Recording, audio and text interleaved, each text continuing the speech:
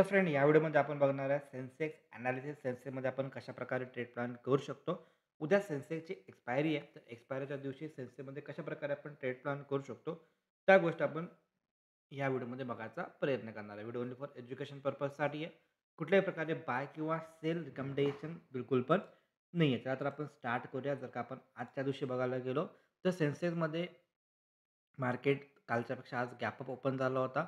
त्यानंतर मार्केटमध्ये continuation buying आपल्याला सिनारिओ बघायला मिळाला आणि मार्केट मल्टिपल टाईम एक जे एरिया आहे जिथं की ऑलमोस्ट 82,600 च्या आसपास मार्केट इथं काय करायला लागलं, रेझिस्टन्स घेताना आपल्याला बघायला भेटतंय.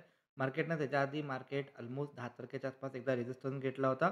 काल पण रेझिस्टन्स त्याच्या आसपासच घेतला होता. आज पण मार्केटला त्याच्या आसपासच एक आपल्याला रेझिस्टन्स बघायला भेटतोय. जर का आपण थोडंसं पण मोठ्या टाईम फ्रेमवरती जर का बघायला गेलो म्हणजेच थोडंसं मोठ्या चार्टवरती जर का आपण बघायला गेलो तर आपल्याला ह्याच्यामध्ये काय दिसतंय, की इथून मार्केटमध्ये एक ट्रेंड लाईन फॉर्म होते, जी की मार्केट समथिंग असं काहीतरी ट्रेंड लाईन याच्यामध्ये येते आणि मार्केट त्या ट्रेंड लाईनच्या आसपास आपल्याला थोडंसं टाईमपास करताना बघायला भेटत आहे. आता याच्यामध्ये एक इम्पॉर्टंट गोष्ट आहे, ज्यामध्ये जर का आपण नोटीस करायला गेलो याच्यामध्ये, तर Q2चे रिझल्ट्स येत आहेत आणि आज ॲक्सिस बँकचा पण रिझल्ट लागला आहे. त्यानंतरनं एच-डी-एफ-सी ए-एम-सीचा पण रिझल्ट लागला आहे. त्यानंतर याच्यामध्ये मल्टिपल कंपन्यांचे रिझल्ट्स यायला लागलेत.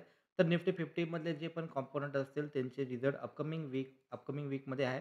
ऑलमोस्ट उद्याच्याला आय थिंक इन्फोसिसचा रिझल्ट लागेल. मे बी 17 तारखेला, हे मला फिक्स माहिती नाही. बट मे बी 17 तारखेला रिलायन्सचा रिझल्ट लागणार होता आणि 18 तारखेला एच-डी-एफ-सी बँक आणि आय-सी-आय-सी बँक अशा 2 कंपन्यांचे याच्यामध्ये रिझल्ट शो होणार आहेत.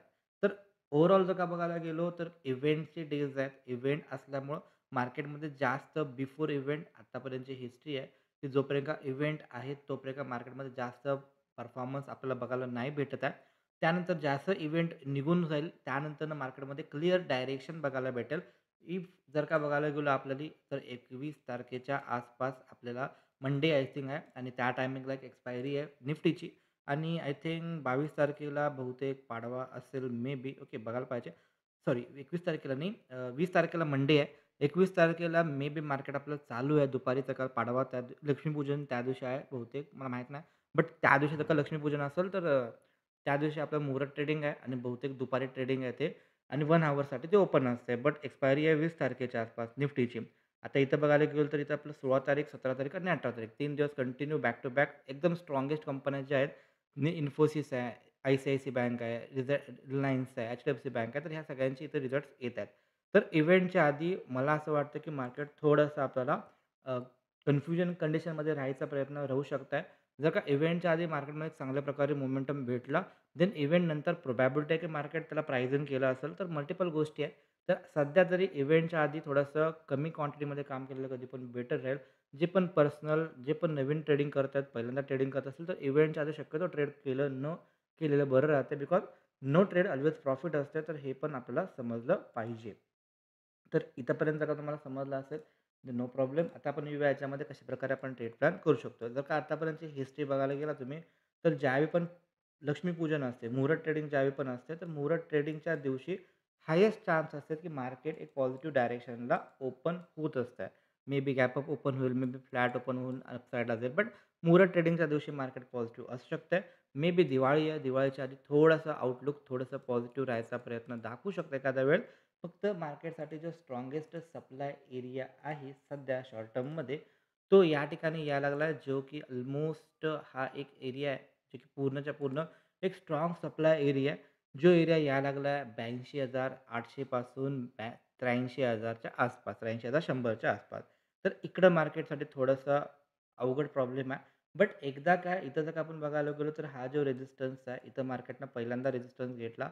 त्यानंतर मार्केटने तो सेकंड टाईम रेझिस्टन्स घेतला आणि आता रेझिस्टन्सच्या जवळ ऑलमोस्ट ट्रेंड लाईन जी आहे, ही रेझिस्टन्सच्या जवळ मार्केट कन्सॉलिडेट करत आहे.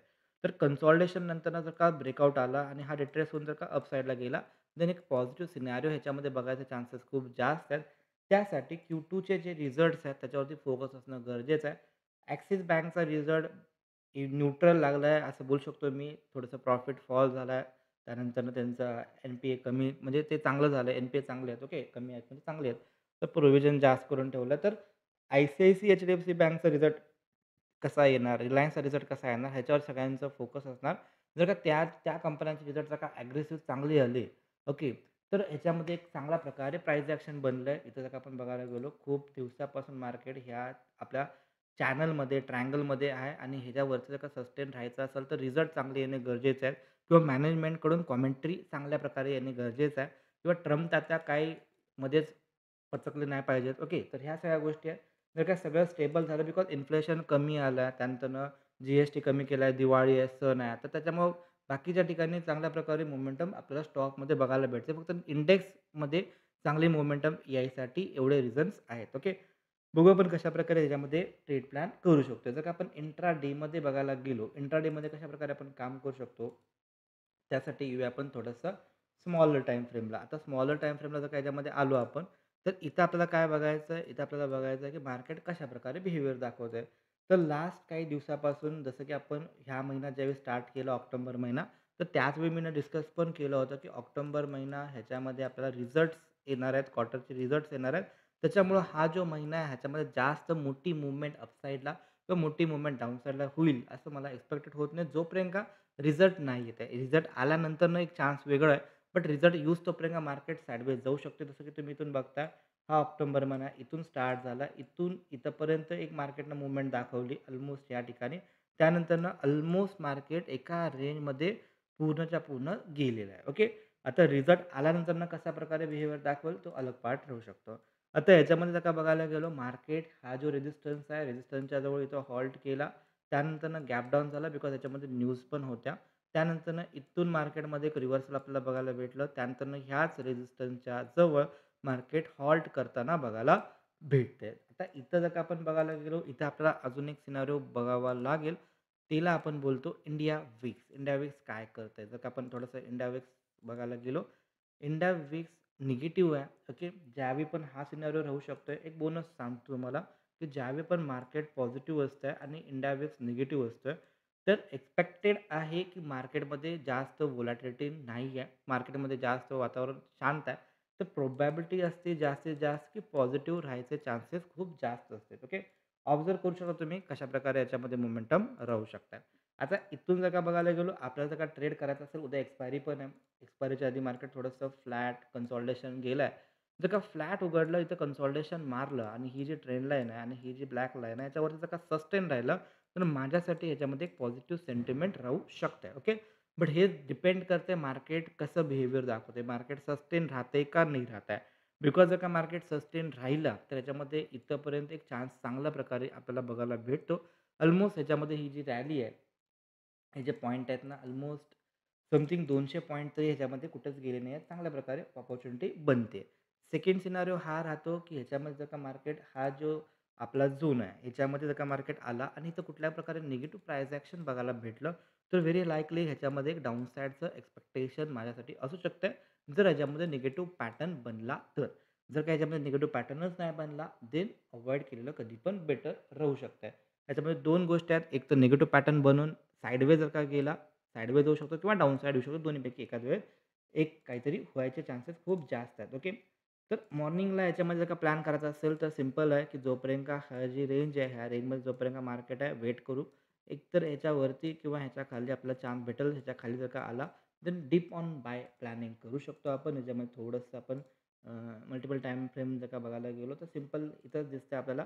चुकून जर का मार्केट इथून फॉल झाला, तर हा कंप्लीट एरिया त्यासाठी थोडंसं साइडवेज जायचे चान्सेस खूप जास्त वाटते. जर का मार्केट ह्या एरियात जर का आला, पॉझिटिव्ह प्राईस ॲक्शन दिसला, तर माझ्यासाठी त्याच्यामध्ये रिव्हर्सल अपॉर्च्युनिटी बनते. 2 ठिकाणी माझ्यासाठी ट्रेड बनते. एक तर ह्याच्यावरती जर का सस्टेन राहिला तर किंवा इथं आला तर किंवा इथं आला तर. अदरवाईज मार्केट जर का ह्या एरियात जर का राहिला, तर बिंदास ह्याच्यामध्ये ओके साइडवेज जायचे चान्सेस खूप जास्त असू शकते. Depend upon market scenario. Okay.